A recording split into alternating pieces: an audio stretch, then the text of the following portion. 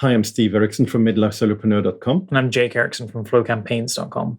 This is our daily debrief where we talk about things we've been working on today and also sharing some tips and strategies for what we do and what you can do in your solopreneur business. Yeah. So, Jake, today is the 27th of August. And what episode are we at?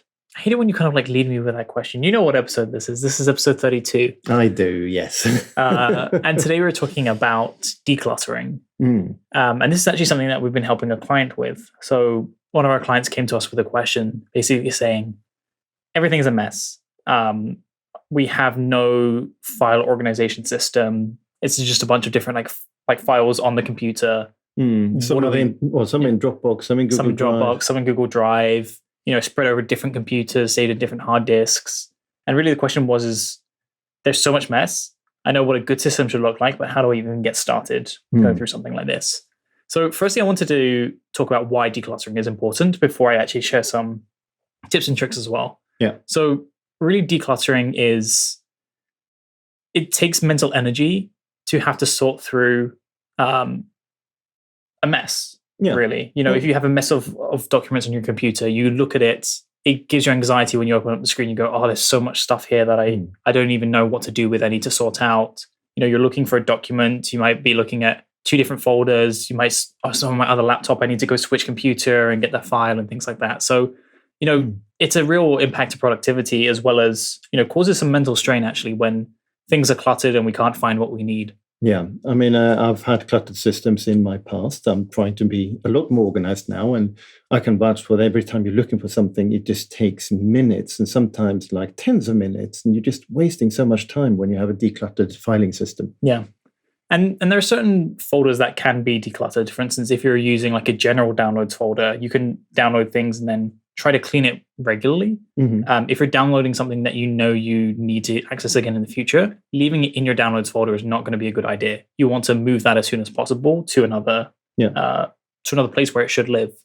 And that's really, I think, one of the major barriers that people find when using an organization system is that it takes a little bit longer to actually use the system than it does to not use it. And that's when, setting up the system first of all, and then actually making sure files are saved to the right location, making sure you're giving the files the right name so you can find them later. It takes a little bit extra time to do, but it really pays off in the time saved on the back end because you're able to locate everything and you know where everything is. Yeah, and one of the benefits is when you have a system is that other people can actually find the documents as well. So when you have a virtual assistant, for instance, or contractor, and they're looking for particular documents, they can find them. Now, an example is I worked with a company who had 100 staff, and what we had was a naming convention on the document. So the first 2 letters designated which business division it was, and the next 2 letters designated which part of the company. So you had operations, you had technology, you had sales and programs and different divisions. And by just looking at the first 4 letters, you knew exactly which division it was for, you knew which department it was for, and therefore you could go to the right folder system. Yeah. And then within that folder system, it was quite easy to find the right area to be looking for documents. So when there was like hiring documents, there were standard operating procedures for things. Yeah. It took you like 30 seconds to actually navigate to the right place. And the thing is, as a solopreneur, you will be playing a part in all of those different roles, whether it's finance, whether it's legal, whether it's HR. Maybe not HR as a solopreneur, but when you get to the point where you're actually managing staff, you might not be managing staff, but VAs, for instance. I meant VAs. So when you're like managing VAs, or if you're, getting additional help or coaching from someone, potentially using like a done for you service, you'll have to manage the payments actually going out to them as well. So there's a lot of different things you need to do, and using a system like that can help you keep organized, and all the financial documents live in the same place, and then all the legal documents live in the same place, and really able to split those apart. Yeah. So really the question then becomes is, if you have a mess on your computer, how do you even get started? What should your first step be? And it's worth mentioning that the client said, help me, can you sort it out for us? So, can we actually sort out somebody else's mess? Yeah. So the answer to that really is no.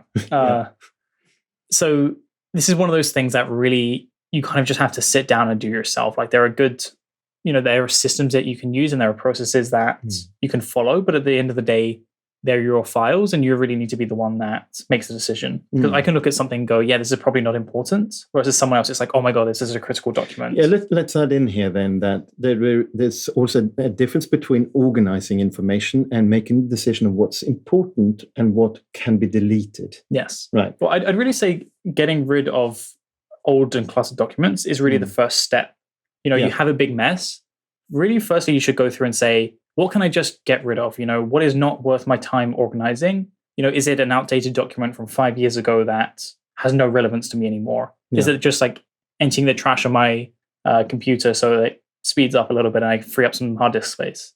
So really the first step, in my opinion, is kind of go through everything and just decide, similar to how you're like cleaning up a kid's room, is this trash or like, is this a toy and should I like put the toy away or should I just like throw away the garbage there? Yeah. So kind of like the same thing here is like really go through and just do like a very first, like very rough assessment straight away. Was like, is this trash or should I come back to it and decide what to do with it later? Yeah. That's really where I see the first step being. And then, as you said, once you've kind of done that initial look at everything, then you can go, okay, now that I know what's left, how do I want to organize that? Yeah, I think that that's the main thing is that try to get rid of as much as you can because literally we have so much on our computers nowadays. I mean, I'll admit to not having a 100% clean computer. I do like to save some of my old stuff. And I found not my current passport, or a scan of not my current passport, not my previous passport, but the passport before that. So that's like getting over for like 12, 13 years old passport. Yeah, you can call that history. I don't know. But, like a document like that, for instance, like doesn't have really any real world use. No. So you don't need to keep that. So, that could be something that you decide to delete. Yeah. And, if you are keeping old files, just because it's old doesn't mean it's not useful. If you have old marketing materials, for instance, or, old project files from something that you want to reference again, those are definitely worth keeping. Well, it's very interesting you should say that because I actually spoke to somebody in a strategy session the other day and this lady mentioned somebody she was involved with back in 2000 and they mentioned the name of the person and the program. And I went like, oh yeah, I bought this program. And I just went into my computer and I was able to pull it up in like 15 seconds saying, here you are, this is what, and she went like, yes, that's the same person. It's like amazing. Yeah. So, definitely this advice is not to say, get rid of everything that's old or get rid of just like delete everything and start from scratch. There really does have to be a decision made on a lot of these, but tackling a little bit every day, setting like a time for yourself saying, I'm going to spend 10 minutes just going through this one folder and just going through every file, spending 30 seconds. Do I delete it or do I look at it later? Yeah. That's a good way to get started. So it doesn't feel as overwhelming. Because again, if you're seeing, hundreds of documents, thousands of emails, it can be a lot to take in at once. So really just taking it step by step is really a good way to get started with that. Yeah.